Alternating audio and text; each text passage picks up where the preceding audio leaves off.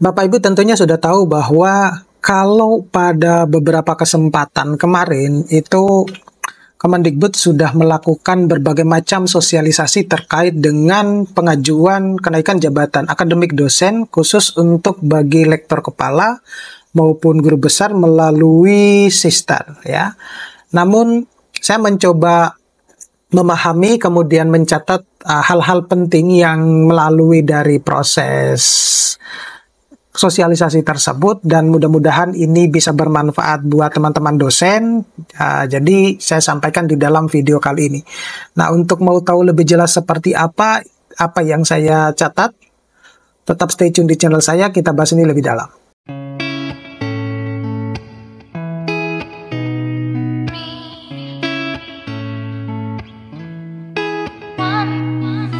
Assalamualaikum warahmatullahi wabarakatuh. Seperti yang sudah saya sampaikan tadi di awal-awal video, bahwasanya kalau Kemendikbudristek itu kan sudah melakukan sosialisasi beberapa hari kemarin ya, beberapa minggu kemarin, khusus untuk pengajuan jabatan akademik dosen. Dalam hal ini adalah khusus yang mau menuju ke lektor kepala maupun ke guru besar, tetapi melalui Sistar. Nah, dari sosialisasi-sosialisasi yang memakan waktu berjam-jam tersebut, dan Bapak Ibu bisa melihat di video lengkapnya di YouTube ya. Saya juga sudah mencoba untuk meringkas dari berbagai macam materi. Nah, kali ini saya mencatat ada beberapa hal penting yang mungkin ini bisa bermanfaat buat teman-teman dosen yang ingin mengajukan ke lektor kepala maupun ke guru besar melalui jabatan akademik ya, terutama ke Sistar. Nah, ini mungkin bisa bermanfaat ya. Apa saja Kak itu?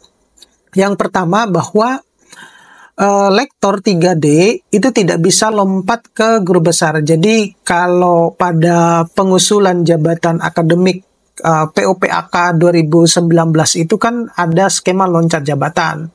Kemudian pada beberapa minggu bulan kemarin itu pernah dilakukan sosialisasi, dan kalau saya tidak salah ingat di menit ke 1 jam sekian itu salah satu pembicaranya menyampaikan bahwa sedang dirancang skema loncat jabatan yang dari asisten ahli menuju ke lektor kepala atau dari lektor ke guru besar. Namun ketika dokumen peningkatan karir dosen itu keluar yang nomor 209 itu tidak ada skema loncat jabatan yang ditawarkan. Jadi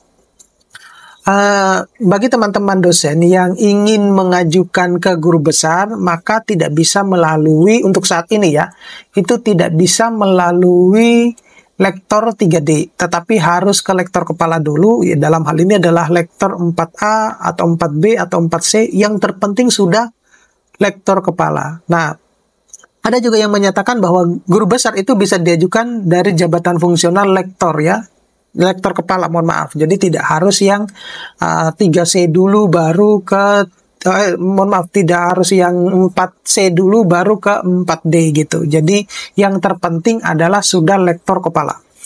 Kemudian yang kedua itu adalah dosen yang capaian angka kreditnya itu sebelum tahun 2022 harus diintegrasikan sehingga muncul di angka kredit integrasi. Saya kira ini adalah sudah informasi umum karena kita sudah diberikan waktu untuk mengintegrasikan angka kredit kita yang proses pengangka kredit atau proses angka kreditnya itu dicapai sebelum sampai tahun 2022.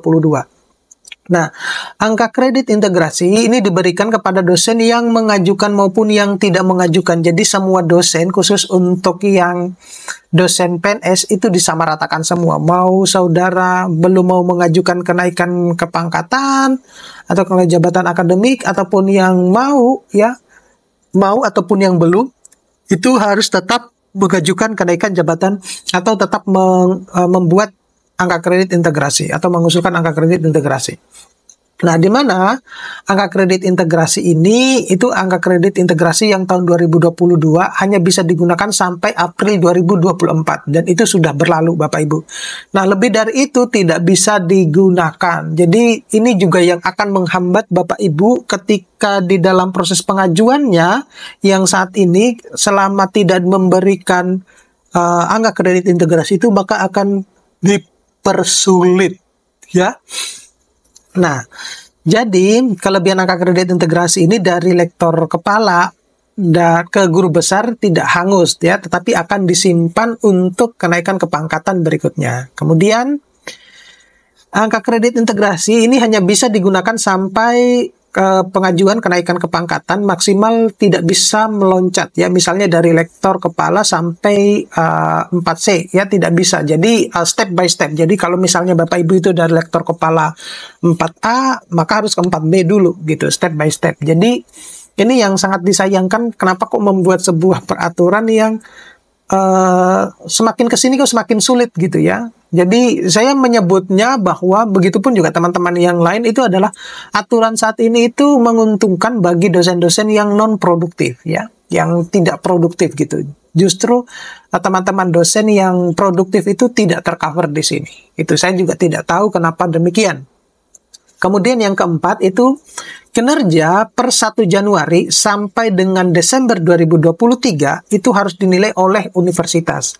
Nah, hasil angka kredit konversi tahun 2023 untuk diajukan KP bulan Juni 2024. Nah, angka kredit integrasi 2022 ke atas itu ditambah dengan angka kredit konversi tahun 2024 ya.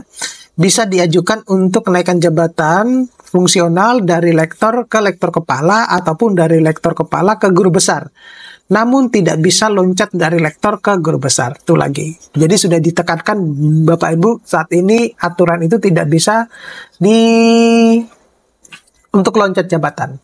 Kemudian solusinya apa? Solusinya ada 3 kriteria dosen. Dalam hal ini adalah dosen berperingkat sangat baik, yaitu 130 ke atas, kemudian dengan kinerja baik jika 100 sampai 130, dan kinerja cukup jika memperoleh penilaian 90 sampai 100. Nah, dosen dengan klasifikasi sangat baik boleh mengajukan kenaikan jabatan fungsional atau kenaikan pangkat atau kelas jabatan 1 tahun sekali gitu. Jadi tidak harus menunggu 2 tahun. Tapi klasifikasi baik itu kenaikan kepangkatannya itu 2 atau 4 tahun dengan syarat jumlah guru besar masih ada ya.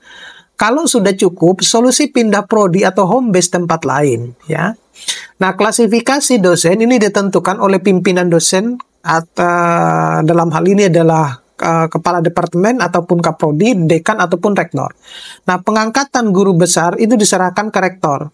Namun jika ditentukan apakah perguruan tinggi layak untuk menentukan sendiri guru besar di lingkungannya, nah perguruan tinggi yang tidak layak bisa minta tolong kepada perguruan tinggi yang layak untuk menilai dosennya sesuai dengan standar perguruan tinggi tersebut. Sehingga kalau dosennya itu guru besarnya dinilai oleh perguruan tinggi yang memiliki standar nilai tinggi, akan memiliki prestisius sebagai guru besar seperti di luar negeri. Katanya seperti itu.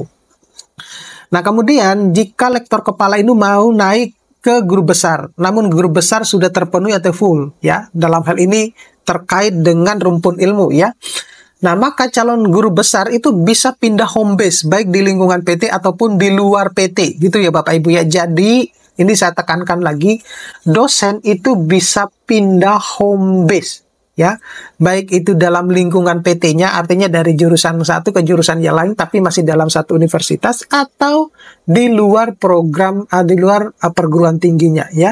Nah, ke depan home base ini, home base dosen ini bisa 2, yaitu di program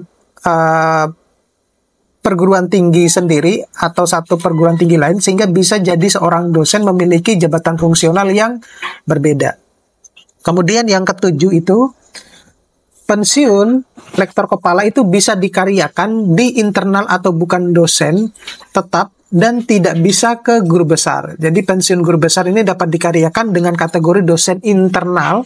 Ke depan ada 3 guru besar ya, 1 guru besar internal atau karir, kemudian yang kedua itu ada guru besar dari kalangan praktisi hanya selama kontrak, dan yang ketiga itu adalah guru besar kehormatan. Itu hanya berlaku di perguruan tinggi yang memberi.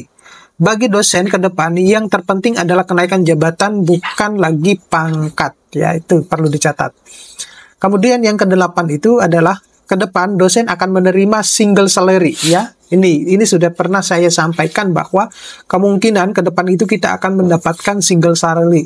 Langsung blok lagi tidak macam-macam seperti misalnya ada gaji pokok, kemudian ada tunjangan, ada serdos dan lain-lain gitu. Jadi saya tidak tahu ya, di salah satu workshop saya tentang sertifikasi dosen itu saya awal-awal membuka atau memberikan presentasi tentang sertifikasi dosen itu, saya sudah menyampaikan bahwa bagaimana kalau misalnya ke depannya sertifikasi dosen itu sudah dihapus gitu. Nah, karena saya sudah mendapatkan isu ini sudah jauh-jauh lebih lama ya, terkait dengan single salary itu. Jadi dosen itu sudah tidak ada lagi misalnya tukin lah, kemudian tunjangan hari raya lah, atau tunjangan masa tua, sudah nggak ada. Itu sudah single salary. Jadi sistemnya kayak seperti di luar negeri.